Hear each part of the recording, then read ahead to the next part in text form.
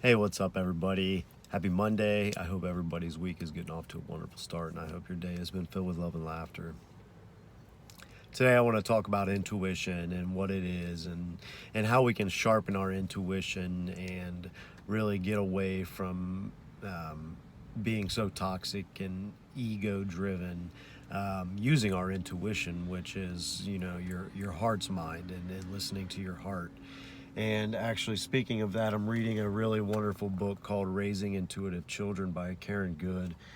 I'm only about 25, 30 pages into it, but I would already recommend it for anybody that has children or plans to have children. It's a wonderful read already, and it's an easy read. So, in the book, she alludes to what the heart's intuition is today, the brain will comprehend tomorrow, and it's just, to me, that speaks volumes of what intuition is, first of all. And intuition is having a sense of something before it actually happens, or simultaneously when somebody says something, you're like, I knew you were going to say that, or I knew that was going to happen. And it's a hard thing for us to explain, and much like many of the unseen forces that play a part in our universe.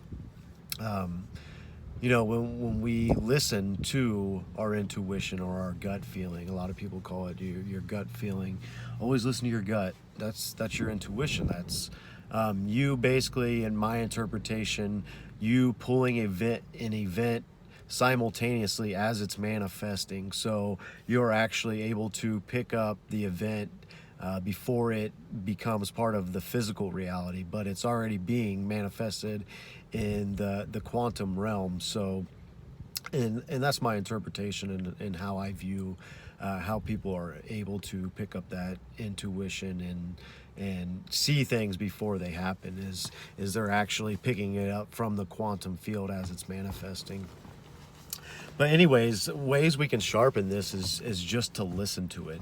And we do a horrible disservice to these children, and the book has been alluding to free playtime for children, because in our society, at least in the US, we try to structure kids' time and try to fill their time, because um, we've gotten this perception that all idle time, is the devil's work, or whatever. People will say that, idle time can create negative things happening in people's lives.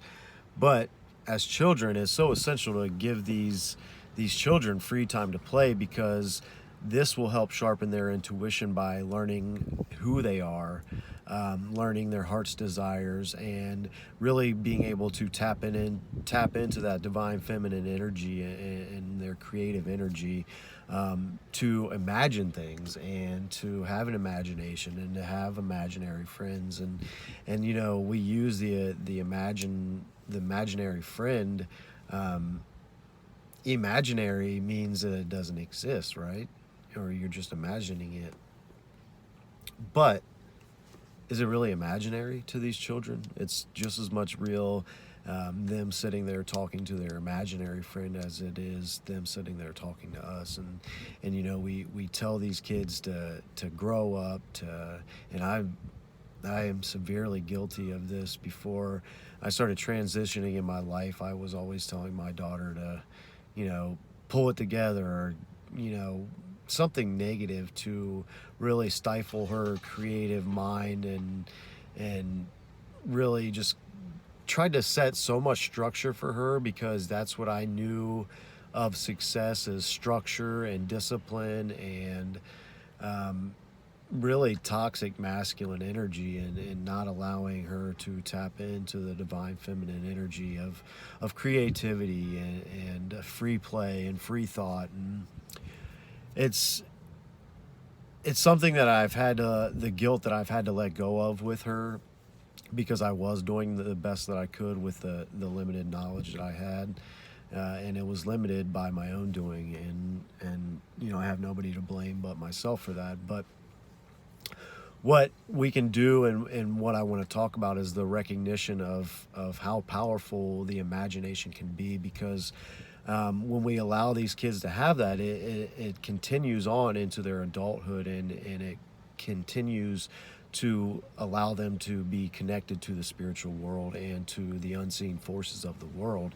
And that's where we get, as adults, we get so caught up with the analytical mind and our intuition. Is a lot of times we're like, man, I knew I should have done that, or I knew I should have said that, or I knew I should have whatever, fill in the blank. But once the analytical mind, the ego, gets involved, it squashes the heart's desires and the intuition that we have. So what we do to sharpen it is to listen to it and go with that gut instinct and that first initial thing that rises to our mind to do. We have to go with it, and we have to trust it.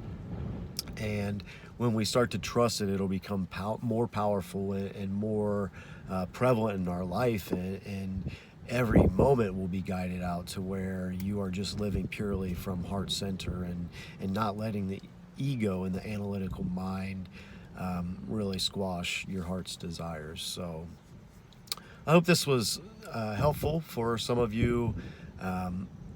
I challenge you to listen to your gut instinct, listen to your intuition.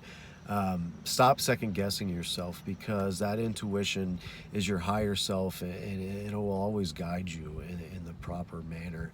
Even if the proper manner seems negative at the time, it is always going to serve your greatest good and your heart's desires. So listen to your intuition, and just love and laugh and be present in the moment, because when you listen to your higher self or your intuition and you live in the moment, you're going to get the most out of life. So I love you guys. I hope you guys have an absolutely wonderful week. And tonight at 7:30, here in about 4 hours, I'm going to be going live with one of my closest friends and a mentor of mine that really helped me start shifting my thought patterns in life.